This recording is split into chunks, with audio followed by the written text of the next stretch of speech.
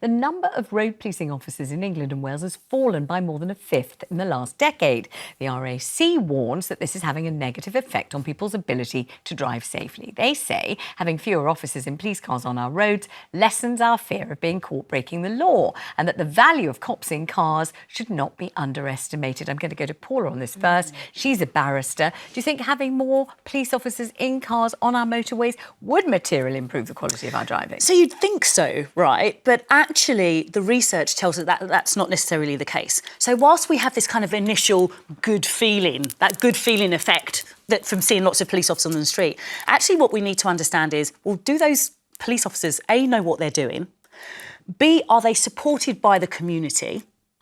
And thirdly, do we have a system in place that is then going to be able to support them? There's no point in having 100 police officers if there's no witnesses that come forward. There's no point in having 100 police officers if there's a criminal justice system that's crumbling, that's on its knees. But in this instance, we're talking about them on the motorway. So they don't need to be supported by the community. They just need to be on the motorway. And you think, oh, there's a police car coming up behind me. Right, slow down. It's that thing, isn't it? Again, you'd think that, but we have so much video surveillance now. So we don't need a police officer in a car necessarily to be able to see us, to see that we're not wearing our seatbelt, or that we've got our phone in our hand, or that we're parked incorrectly, or that we've been speeding. And so I do wonder, you know, for me, and I appreciate it's different budgets, but when we're talking about police officers, you know, I would look at budgets that deal with crimes where we didn't have that kind of policing input before. So if we talk about stalking, if we talk about sexual harassment, 10 years ago, we didn't exist. We're now seeing this massive surge. That's where I'd like to see that funding go. But in terms of police on the highways, I mean, I've just not seen the need. Oh, I don't know. I do wonder about this, Jo, because there are so many cameras. And I think lots of motorists, and I'm one of them, think that really what's happening is we're being fleeced. You know, it's a way of getting our cash. It's nothing really to do with the quality of our driving. No, I agree with you on that. But I think that as somebody who spends a lot of time on motorways, I see so much appalling behaviour that video surveillance won't deter. The crime has been committed. Somebody is driving absolutely like a rat bag and sort of like darting in and out of lanes. And, you know, but people are texting. I am not joking. I saw a woman in front of me the other day on the motorway. She had her phone up on the dashboard and she had YouTube videos on. She was watching YouTube while she was driving. Wow. And it terrifies me, Vanessa. And I would love the idea of there being more consequence for that. And I think because there's no visibility, people feel it's consequence-free to just drive however the hell they like. Yeah, and I wonder what you think, Cosmo, about... But on motorways, the visibility that you get from the police is just temporary. It's fleeting. A police car comes by, zoom, and it's gone, and you're back to where you were. Maybe if there were more of them, that wouldn't be the case. Well, you'd have to have a continual flood of police cars to make it. It's like people say, we need more police on the street. Well, it's nice to see a policeman for 5 minutes, but when they're 10 minutes, 15, 20 minutes down the road, the effect is all gone. So why would it be any different from a motorway? Because I think if you knew that was a consistent possibility... In Australia, there's no such... People don't drink drive in Australia. People don't dare not wear their seatbelts because you just know that the possibility of consequence is so consistent. I always think of as, you know, if there's a police car, at least there's a possibility of some kind of discernment. So the police officer can say you were driving at this speed and you can say, yes, but my mother is ill in hospital, it was a very short journey. And then they can say, never ever do it again. But this time, just this once, we'll let you off. And at least there's some kind of human discussion about whether it is or whether it isn't, rather than, bam, we're just about to, bill you for this amount of money, this amount of money. No human interaction. But also people forget and people underestimate how dangerous that kind of behaviour is. And that's what concerns me, is people just don't... I wish that texting and driving was considered as socially and unacceptable as drinking and driving, but it's not. Let's go to Billy. Billy's on the line in South Ayrshire. Billy, do we need more police cars on motorways? Hi, guys. Hi. Yeah, we do need more cars, more police cars on motorways, but as well as traffic cops, and Lee's specifically talking about traffic cops, we also need more beat cops in the street.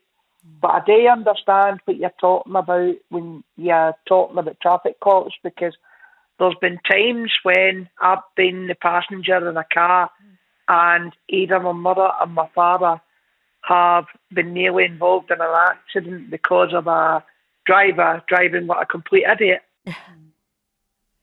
And what you need is a police car with somebody to say, now that driving's inappropriate, rather than a camera that's only looking for speeding and nothing else, Billy. So you feel it would be safer? Yeah, but you're talking about speed cameras there. The speed cameras should be able to identify idiotic drivers. Yeah, and they should be able to turn round to Police Scotland and say, right, we've got somebody here driving like an idiot. We need cars out there to sort the situation out. Billy, thank you. Let's go to David, who's on the line in Bedfordshire. Hi, David. Thanks for ringing. Hi. Do we need more policemen on motorways, or do we need more policemen and women everywhere? I think we need more policemen and women everywhere in town centres and that. Because where I live, it was about 6 months ago. There was a big set of main traffic lights, and there was 10 cars racing one another on the one side of the road, going across the lights on the one side of the road. Wow. 10 of them. Gosh. And that's just a tip of the iceberg for where I live. And no police presence at all for this, to witness this, David? No, there's hardly. I think I can see like there are probably 2 or 3 police cars a night patrol like Bedford, like all this area. Yeah, we need more. There needs to be more cameras for a start. It needs to be more done because it's getting worse. yes, because no deterrent at all. That's the thing. No.